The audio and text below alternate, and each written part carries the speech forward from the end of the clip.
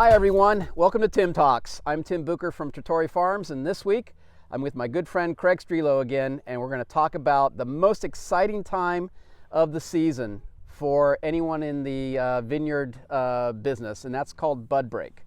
So Craig, about a month ago we had a Tim Talk on pruning, and you went through kind of how we prune and how we put the canes in the middle of the rows.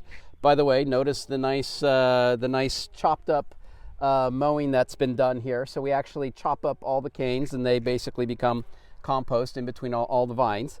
But after pruning then, we selected a certain pruning technique, and now it's, a month later, it's been warm and we have bud break. Why don't you explain what bud break is?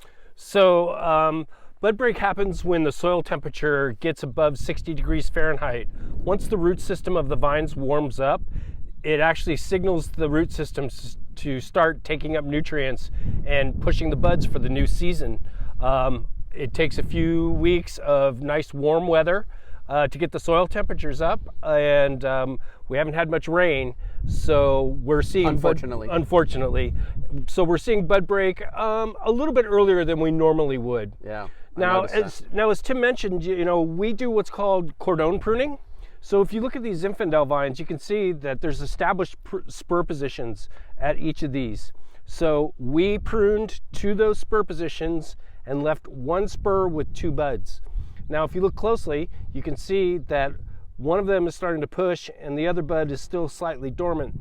Those two shoots are the ones that we will keep for the rest of the season, and that will be our fruit-bearing shoots for the season.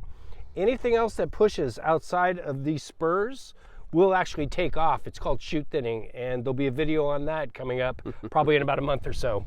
So the actual bud breaking is when the buds actually start to open up and you start to see foliage. You start to see leaves. As you can see, some of them are farther along than others. But this is truly the beginning of growing season for us, and that's why we get all excited. So a lot of people think, oh, harvest is the most exciting time.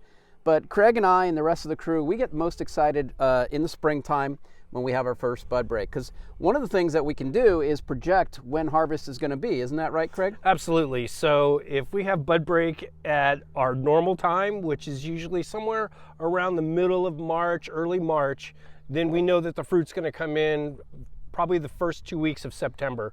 And a couple weeks either way, they'll add a week on to the end of the growing season for harvest. And a lot of it is weather dependent, but yeah, usually it gives us a great idea of when harvest will be.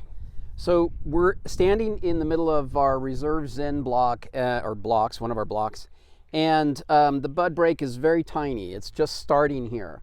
And we're going to show you other vines that have actually pushed a little farther. So it's very varietal dependent, as well as exposure and whatnot dependent.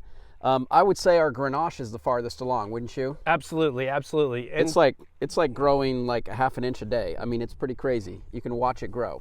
Pretty much, yeah. From the morning till the afternoon, you'll definitely see shoot length happening.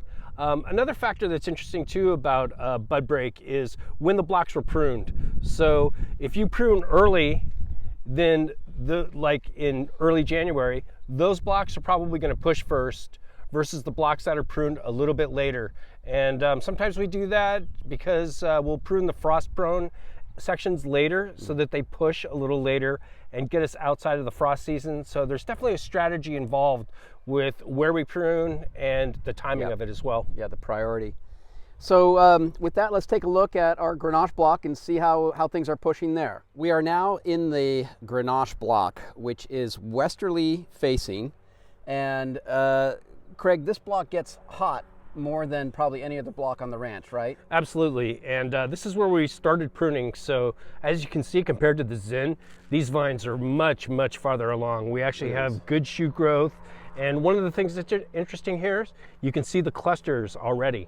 So most of these are 2 cluster shoots, and what that means is that we have excellent bud fruitfulness. So if we get a good bloom, we're going to have a nice sized crop in here, and Grenache is known for that. It usually sets a very nice crop. This is my favorite fruit to grow. Grenache is, because no matter what Mother Nature has been throwing at us, the clusters always develop perfectly, and the fruit's phenomenal. So the fruit is phenomenal, and it's such an important basis to so many of our wines too, from our Proprietor's Reserve, our Steak Grenache, all that. So goes into the stone soup as well. So it's great, great variety to have. So as I was saying, you can see up close these beautiful clusters starting to emerge, the shoots getting long, the leaves coming out. This would be the time where we would actually go through and start to shoot position. So I mentioned shoot thinning over in the Zinfandel block before. So again, we prune to 2 buds here because we have a cordon system with spurs. And what we would do is go and look, for instance, right here. You see there's 1, 2, 3 shoots on here. Well, we want just 2 so that it controls our crop level. So we would take this extra shoot and we would sucker him off and throw him on the ground. A lot of this in the long run means even ripening for the vineyard, even crop load for the vineyard, so that the entire vineyard ripens all at the same time. Yep, yeah, absolutely.